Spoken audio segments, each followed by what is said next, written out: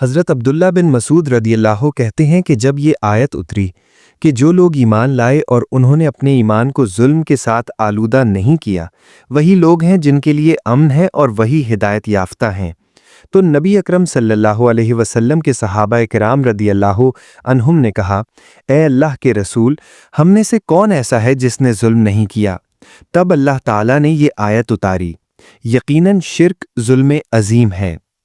تشریح: یہ عنوان بھی مرجئہ کی تردید اور ایمان کی کمی بیشی کے لیے ہے، کیونکہ آیت کریمہ میں کفر و شرک کو ظلم کا ایک فرد بتایا گیا ہے۔ قرآن و حدیث سے معلوم ہوتا ہے کہ ظلم کے مختلف مراتب ہیں، کوئی ادنا اور کوئی عظیم ہے۔ اس کا مطلب یہ ہے کہ شرک و کفر میں بھی مراتب تسلیم کرنا پڑیں گے، کیونکہ وہ ظلم ہی کے افراد ہیں۔ چونکہ کفر ضد ایمان ہے، اس لیے اس کے مراتب خود بخود ثابت ہو گئے، کیونکہ اشیاء اپنی ضد سے واضح ہوتی ہیں۔ یہی مقصود عنوان ہے۔ 2. آیت کریمہ میں لفظ ظلم عام ہے، جو کفر و شرک اور معاصی کو شامل ہے، اس لیے صحابہ کرام رضوان اللہ عنہم اجمعین کو اشکال پیدا ہوا جو لفظ ظلم سے متعلق ہے، اور رسول اللہ صلی اللہ علیہ وسلم کے جواب کا تعلق لفظ لم یلبسو سے ہے۔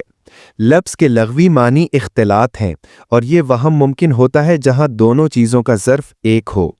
اب ظلم سے مراد اعمال جوارح یعنی معاصی نہیں ہو سکتے، کیونکہ معاصی کا محل جوارح ہیں اور ایمان کا محل دل ہے۔ ہاں، کفر اور شرک اور ایمان کا محل ایک ہے، لہٰذا ایمان سے اسی ظلم کا اختلاط ہوگا جو ایمان کے ظرف میں پہنچ سکتا ہو، اور کفر و شرک کے علاوہ اور کوئی نہیں ہے۔ 3.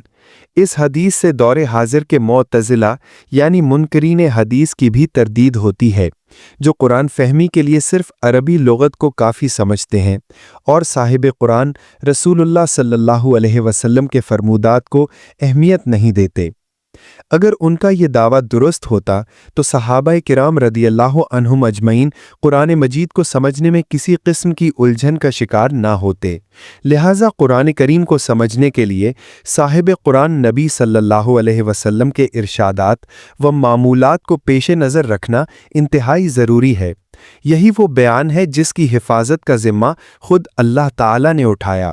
ارشاد باری تعالیٰ ہے، ثم ان علینا بیانہ، پھر اس قرآن کی وضاحت ہمارے ذمے ہے۔